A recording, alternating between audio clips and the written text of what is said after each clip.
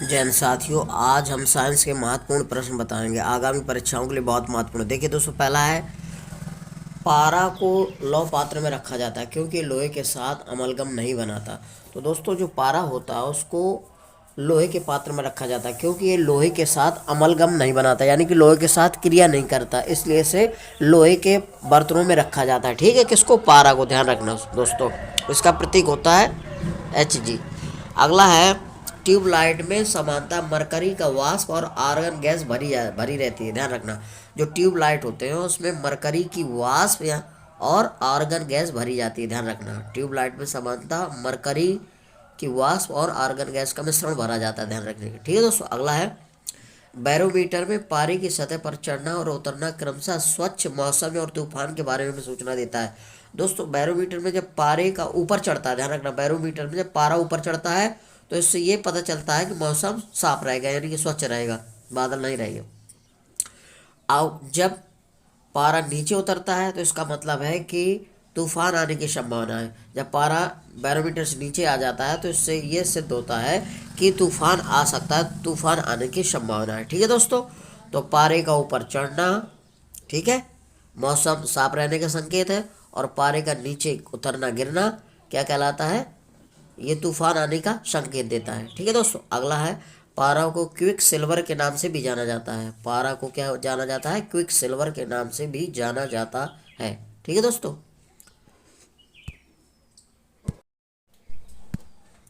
अगला है दोस्तों मिश्र धातु और संगठन। कुछ मिश्र धातु जो महत्वपूर्ण परीक्षा की दृष्टि से दोस्तों उनका अनुपात पूछा जाता है, किसमें कितनी प्रतिशत मात्रा होती है।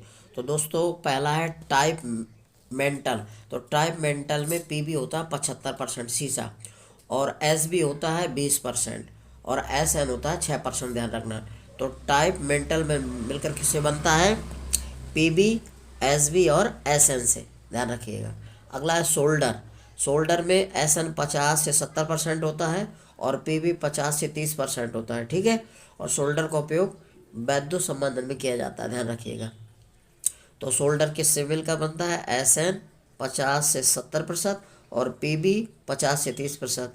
एस एन और पी बी से मिलकर बनता है सोल्डर। ध्यान रखना, मिश्र धातु बनती है। अगला है प्यूटर। प्यूटर में एस एन 75% होता है और पी बी 25% होता है। ध्यान रखना, ये पूछा जाता है प्यूटर। तो एस एन 75% और पी बी कितना होता है? 25%। ठीक है दोस्तों, इनकी मात्रा से मिश्र धातु बनती है। ध्यान रखना, प्यूटर बनता है किससे? एस एन और पी बी से। अब अगला है विद्युत उपकरणों में प्रयुक्त होने वाला फ्यूज तार लेड और टीन के मिश्रण से बनाया जाता है। दोस्तों, जो विद्युत उपकरण होते हैं, बल्ब वगैरह, उसमें जो फ्यूज तार होता है, सॉरी, विद्युत उपकरणों में प्रयुक्त होने वाला फ्यूज तार, जो फ्यूज तार होता है, जो फ्यूज लगाए जाते हैं घरों में, घरेलू जो लाइट होती है वायरिंग में, उसमें फ्यूज तार लगाया जाता है। तो फ्यूज तार जो बना होता है वो क्या बना होता है? लेड और टीन से बना होता है। टीन और लेड से मिलकर बना होता है। ठीक है, तो ध्यान रखना, फ्यूज तार पूछा जाता है किससे मिलकर बनता है? किन धातुओं से? तो लेड और टीन से मिलकर बना होता है। ये एक मिश्र धातु है। ठीक है, अगला राजस्थान स्थित जावार खान सीसा जस्ता के खनन के लिए प्रसिद्ध है। पूछा जा सकता है दोस्तों कि जावर खान किसके लिए फेमस है और कहाँ है? तो राजस्थान में स्थित है ये, और सीसा जस्ता के खनन के लिए फेमस है, प्रसिद्ध है। ध्यान रखना। अगला है लेड पाइप पीने के जल को ले जाने के लिए उपयुक्त नहीं होते क्योंकि ये वायु मिश्रित जल के साथ घुलकर विषैले लेड ऑक्साइड पीबीओएच का होल्ट्रॉइज उत्पन्न करते हैं, बनाते हैं। ध्यान रखना, तो लेड पाइप पीने के जल को ले जाने के लिए उपयुक्त नहीं होते क्योंकि ये वायु मिश्रित, यानी वायु मिश्रित जल के साथ क्रिया करके विषैले लेड हाइड्रोक्साइड पीबीओएच का होल्ट्रॉइज बनाते हैं, इसलिए ये पीने वाले पानी को ले नहीं जा सकते क्योंकि ये विषैला क्या बनाता है? लेड हाइड्रोक्साइड पीबीओएच का होल्ट्रॉइज बनाता है। ठीक है दोस्तों, वायु और जल से क्रिया करके, क्योंकि जल में वायु घुली रहती है। ठीक है दोस्तों, अगला है साथियों लिथियम। सबसे हल्का धात्विक तत्व है। लिथियम जो एलाई होता है सबसे हल्का धात्विक तत्व है। लिथियम क्या है? धातु है और सबसे हल्का है। ये सबसे प्रबल अपचायक होता है। ध्यान रखना, ये सबसे प्रबल अपचायक होता है। पूछा जा सकता है वो कौन सा धातु है जो हल्का है और सबसे प्रबल अपचायक होता है, तो वो है लिथियम। ध्यान रखना, लिथियम सबसे प्रबल अपचायक होता है। ठीक है दोस्तों, ये सबसे हल्का धात्विक तत्व है और ये प्रबल अपचायक होता है। अगला है चांदी एजी, सोना एयू तथा कापर या तामा सीयू, प्लेटिनियम पीटी तथा बिस्मथ बीआई अपने कम अभिक्रियाशीलता के कारण स्वतंत्र अवस्था में पाए जाते हैं।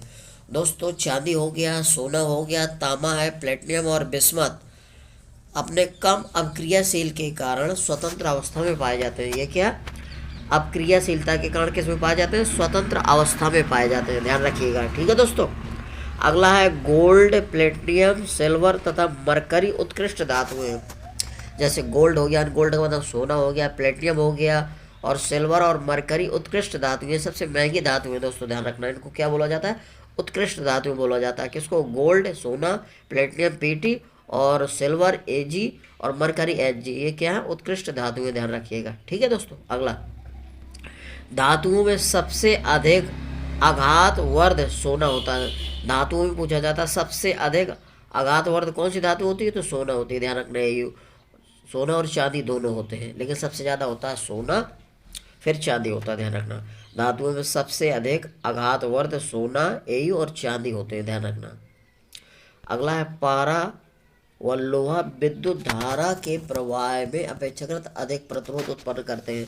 पारा और लोहा एक ऐसे धातु है दोस्तों जिनमें विद्युत धारा अगर प्रवाहित की जाए तो ये अधिक प्रतिरोध उत्पन्न करते हैं।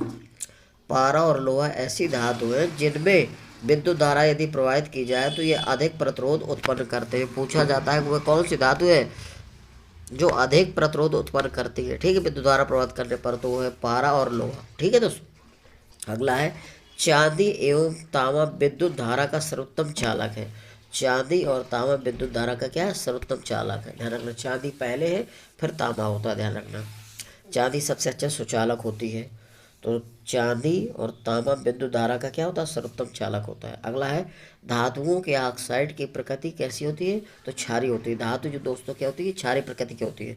धातुओं के जो ऑक्साइड होते हैं वो क्षारीय प्रकृति के होते हैं, धातु नहीं। धातुओं के ऑक्साइड की प्रकृति कैसी होती है, क्षारीय होती है। ध्यान रखना। अगला है एल्यूमिनियम का सर्वप्रथम पृथक्करण किस कब हुआ था, तो 1827 में हुआ था। एल्यूमिनियम का सर्वप्रथम पृथक्करण कब हुआ था, 1827 ईस्वी में। अगला है प्याज और लहसुन में गंध का कारण सल्फर होता है। ध्यान रखना, लहसुन और प्याज में जो गंध आती है वो सल्फर के कारण होता है, क्योंकि उसमें सल्फर पाया जाता है।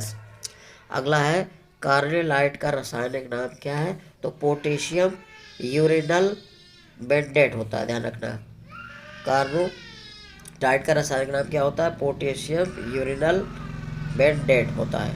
अगला है कैंसर रोग के इलाज में कोबाल्ट के समस्थानिक का उपयोग होता है। तो दोस्तों जो कैंसर के रोग में इलाज होता है तो उसमें कोबाल्ट के समस्थानिक का प्रयोग किया जाता है। ध्यान रखना, कोबाल्ट 60 CO60। ध्यान रखना, कोबाल्ट 60 का प्रयोग किया जाता है। कैंसर के इलाज में कोबाल्ट के समस्थानिक का उपयोग किया जाता है। ध्यान रखना, हमेशा पूछा जाता है कैंसर के इलाज में किसका प्रयोग किया जाता है, तो कोबाल्ट का। और उसका जो कोबाल्ट का परमाणु क्रमांक होता है भार, तो वो होता है 60 होता है। ठीक है दोस्तों,